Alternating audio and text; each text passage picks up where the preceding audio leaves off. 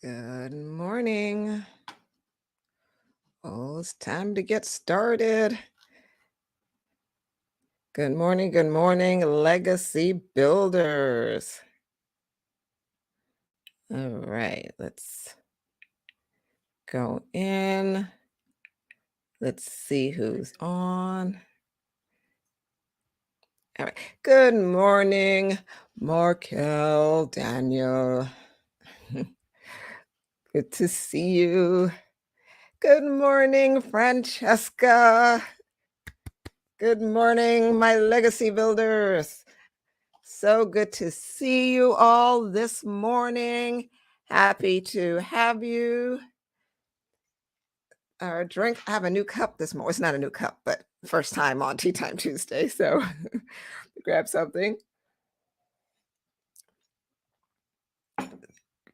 share with me your beverage of choice, and we can get started. We are talking about becoming an anti-legacy detector. Woo! Good morning. Good morning. We're going to go into that and let a few people in. Good morning, everyone. Let's see. Y'all watching. Good morning, Ronald with your ginger tea. I love it. Good morning, dear mother, Diana Mullen, my mother. Good morning. Francesca with her Chlorofresh water. Love it. Consistency. I love it. Good morning, Gabrielle. Wonderful. And just a side note for everyone to just make sure you log into, I think, StreamYard.com/Facebook, if you haven't already, to give StreamYard permission so that I can see the name and that you don't just show up as Facebook user. So that would be great. Good morning, Mark. Thank you for letting the folks know we are on. You're laughing at Francesca laughing. Okay, so let's get into this, shall we? All right, so we are talking about becoming an anti-legacy detector. And I come up with these topics. Very often they're just downloaded to me. Others times it's just something pops up. I'm like, oh, that would be interesting to talk about. And this came up this week. And I'll talk about this as Mark is enjoying his protein shake, which I need to get one of those later as well. Good morning, Dr. Roxanne. Um, I thought about being anti-legacy. And what's anti-legacy? Anti-legacy builder, becoming an anti-legacy detector. So all of this is about how to begin to recognize a behavior that will make or break your legacy. Okay, so let's talk about this. And I want to start off with this understanding of counterfeit money. So I had to do a little research here. And I've heard stories about this. I've heard some information that some of you may have. So this may be familiar to some. It may be new information to others. So the United States Secret Service is responsible for investigating financial crimes. That's there's a sector in which they handle that. And they includes counterfeiting for U.S. currency. So the Secret Service agents in this unit go through a training process that allows them to be able to detect, distinguish between authentic bills and fake bills. So here's the key to this. They don't learn how to detect fake money by studying fake money. We may think that's the case. Like, okay, well, they didn't know what fake money looks like. But that's not how they go through their process. They learn to recognize fake money by studying real money. They understand every aspect of a real bill, real currency. And by doing so, by studying the authentic thing, the counterfeit bill becomes easier to detect. Does that make sense? Let me know in the comments if you've heard of that before, if that's something new that you haven't heard of, because I'm sure now that I say it, it's like, that makes sense. when so so now we're understanding that they look at the authentic bills to detect the fake. And just as those who detect counterfeit currency learn to do so by studying authentic bills, the more we learn about the unique qualities, characteristics, behaviors of being a legacy builder, the easier it will be for us to detect any anti legacy behavior. So we have to really be in the full mindset of what does it take to be a legacy builder? What are the qualities of a legacy builder? So that we know what the anti legacy builder is. Okay. And this really came about because I noticed that through the years, as I studied, as I teach, as I surrounded myself with just legacy building activities, the more I became an anti legacy detector. It just, and again, in coming up and thinking about talking to you guys about this today, I just was processing that information. I realized, oh, wait a minute. I really do operate. I'm starting to notice it within myself, like when my behavior is going counter to my desires. And we're going to get into that. So I began to recognize the behaviors that go against the intentional efforts to create an effective legacy. So again, it's the behavior that's going against the efforts to create an effective legacy. So what does that look like? And I'm just looking at the comments. It really does make sense. Yes, yes. Never heard that. Great. So I'm glad y'all, it makes sense. And you're learning about that because again, that is the premise of this conversation.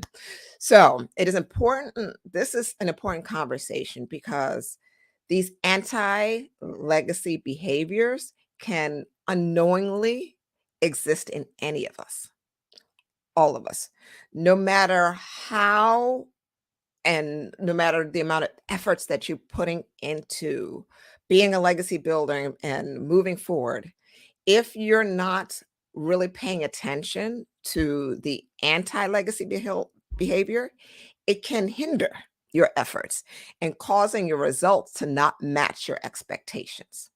So that's why we're talking about these unique qualities that I want you to really begin to identify yourself in and identify the behaviors itself so that any behavior counter to that, you can say, wait a minute, that's not aligning with what I say I want. All right. So let's get into it. I'm going to bring up 3 points, and there are others, but I want to just touch on 3 points that really show up as qualities, the unique qualities of a legacy builder. So let's look at these unique legacy building qualities. Okay. So the first one is a legacy builder is intentional. We've talked about this often. A legacy builder is intentional. They're intentional. He or she is intentional with her thoughts, words, and actions. So, a legacy builder is intentional. So, you as a legacy builder, you operate with an intentional purpose that requires you to think about the steps, to speak about the requirements, and to take action to get it done.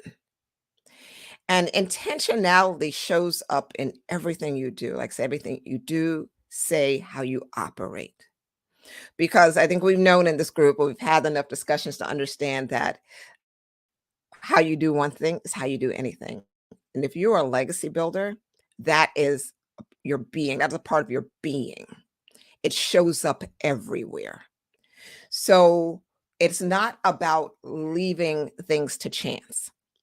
And that's what the anti-legacy behavior is. An anti-legacy builder takes chances on the fate of their legacy.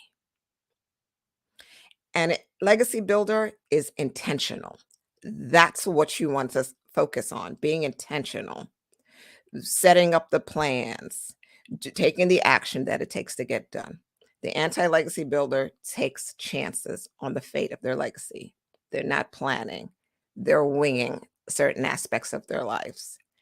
They're not being strategic with their words, with their thoughts, and with their actions. And when I think about this, I think of, neglect. Neglect is a decision. Not deciding to take action is a decision. And so there needs to be that counteraction. So whenever you can catch yourself not being intentional, then you can see, then you once you are aware of the intentionality, then you can catch yourself not being intentional. That's what's important. All right. So I okay, great, great, great. Legacy builders intentional. Great. You're putting it in the chats. Being conscious of that. And I often think about when Mark and I really started off in our business, and we were primarily, focused on before we really got into the full comprehensive planning. We started off really focusing on helping individuals secure their legacy through life insurance. And it was back in the day, we were still making house calls, young and learning. And I remember meeting with a family member, and Mark, I know you can remember this, and we've known them for a long time, and we sat down with the husband and wife, and the husband was like, "No, I don't want life insurance for my family. They're gonna fend for themselves." Like, he was under the impression, like a lot of people and cultures, that the purchase of life insurance could would jinx them. Like, if you get life insurance, that means you're gonna die sooner than you want. And that's a real thought. That's a real process that people go through and struggle with. And so there's, to me, that's for me is an example of anti-legacy behavior. I know this gentleman cares about his family. He loves his family, but he could not separate this behavior of his, this thought, this feeling, in order to make sure and plan accordingly for his family. So that's one example. So a legacy builder is intentional. Two, a legacy builder seeks abundance and access to tools and resources for the purpose of short term and long term growth. That is what a legacy builder does. All right. And so the legacy builder, you can put in the chat, a legacy builder seeks abundance and access. And so I like to look at it this way. As a legacy builder, you are hungry. I mean, just you're, and I know you feel this, some of you. I could think of some right here on the chat. You're hungry. You're hungry for growth. And no matter what economic background that you came from, you won't limit yourself. You understand that you are capable of more, and you are capable of doing more and leaving more that was left for you. It doesn't matter where you are today, where you were yesterday. You are hungry to be purposeful with your life, to create an impact, and to leave an impact. That is, and there's and involved in all of that is the growth of seeking, being resourceful. So abundance and access. And so, okay, first of all, who are the Hamilton fans in here? Because this is where I go. This is where I think of when I talk about being purposeful for short and long-term growth. When I talk about it, seeking abundance and access, I think about the play Hamilton. Yes, it's based off a real person, but but I'm talking about the play Hamilton based off of Alexander Hamilton. And I absolutely love Hamilton. There's so many reasons. To me, that is obviously a show all about legacy. And I think about some of the key words in the songs, and we sing it and we watch it all the time in our household. We're obsessed with it. You talk about the room where it happens, being in the right places. Like you listening here in this room, you're in the room, you're here because you want to be in the room where it happens. You want to be in a room where you can learn, grow, and have access. That's what I'm talking about. It's constantly seeking, it's constantly looking for the coaching and teaching that can allow you and put you into the next level. An anti-legacy builder is often trapped in limited belief systems, and they have a fixed mindset. That's the counterfeit. That's the anti-legacy builder. They allow the world, social constructs, their past to hold them back, the way of thinking that they've grown accustomed to say, "Oh, this is what is done. This is how I've been doing it. This is how I'll continue to do it." And it's so limiting. It's so stifling. So once you really operate in a place of being a legacy builder and desiring access and growth and abundance, then whenever the behavior of limiting beliefs, anytime the fixed mindset will try to make its way there, especially if you've had it before and you learn to develop a growth mindset, then the fix may try to get back because it's comfortable. But when that happens, you'll be able to detect it because now you're living in that legacy builder mindset. So that legacy builder, abundance, growth, access. And the third point, a legacy builder prioritizes purpose of their legacy, and your actions align with the impact you intend to create. Right? So that legacy builder's priority, it prioritizes the purpose of the legacy. This is an important point because I've talked about, we talked about the definition of legacy, how other people experience your existence. And I say why it's so important to be clear on that definition because the word legacy is used in various ways. It is, we are talking, obviously, we're talking about financial legacy here as well. Um, but what's important about the financial legacy is how it's used and the purpose of why it's used. I've talked about this in when we talk about our health, having a purpose and attaching a value to that goal in order to make it worthy of pursuing. So let's come back to that. A legacy builder prioritizes the purpose of their legacy. What is the purpose of your legacy? This puts you in the driver's seat. You are the captain of your ship. And this is the part of being a legacy builder. God has given us free will. He gives us freedom within his framework. And I say it like this again, you're the captain of your ship, but God is the wind, the water, the air, all of that that's going on. But he allows you're still in control. That's what free will is about.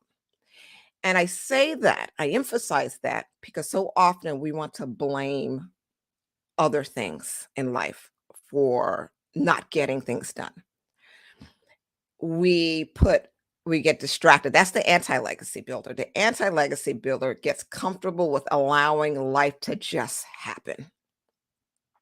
The legacy builder is purposeful and they prioritize the legacy building and they prioritize the purpose of their legacy. So let me go back to asking you, if you're prioritizing the purpose of your legacy, what is the purpose? And one of the things that I want to be clear on to help you to do, and it's one of the things that we're going to be doing in the family legacy experience that we practice, is being able to clearly define your purpose. So I'm going to give you an example of my purpose. So it's something that you can think about of what is the purpose of your legacy. And again, remember, we're talking about being. So my purpose is to cultivate purpose-filled ecosystems that encourages personal and spiritual growth while providing intentional service that powerfully impacts my family, my clients, my community, my nation, and my planet. Each of the elements of my purpose statement, this is a purpose statement that I keep in front of me, allows me to prioritize my legacy, the purpose of my legacy. It drives our actions in the things we want to do. And it allows us to stay in the driver's seat and to be aware when life's distractions come, because they will all the time, consistently. So we have to be able to be just as purposeful as life happening around us. So a legacy builder prioritizes the purpose of their legacy. And again, the actions align with the impact that you intend to create. My purpose statement allows me to be very clear on the impact that I want to create. So, therefore, I'm able to prioritize my actions, make it really clear there. So, to recap, the 3 points of a legacy builder where you wanna put your focus on so that when anti-legacy behavior pops up, you can detect it, reframe it. Well, let me go with the 4 R's that we talked about. Recognize it, reflect on it, reframe it, and respond accordingly. So the 3 legacy building behaviors are legacy builders operate with intentionality. So I want you to type, I operate with intentionality. Type that in the chat. I operate with intentionality. All right. Seeing that. And as you type that first one, the second one is, I seek access to abundant growth. There we go. I seek access to abundant growth. There we go. All right, I see it coming in. There we go. The third, I prioritize the purpose of my legacy. I prioritize the purpose of my legacy. Yes, here we go. Powerful. And I'm just going to go back and it takes chances of fate. Yes. Okay. And I've seen the comments. Start to learn how to do. Let's pop up something here. All right. I love that. Really starting to learn how we do one thing is how we do everything. I love that. Look, y'all are going to get tired of me saying that, but you're just going to have to get tired of me saying it because I'm going to keep saying it until you see Fran is getting it. It takes time to really process this, to really start to understand it and to see the thread throughout your life. So we talk about, yes, we prioritize the purpose of my legacy. I love that. We got that in there. All right, prioritize. All right, so you seek access and abundance. There we go. Here we go. Michelle, I seek access to abundant growth. Yes. All right. Have someone say, I need the 5 R. Oh, okay. It's 4 R's. I see that. Belma. Yep. No problem. Okay, so the 4 R's are recognize,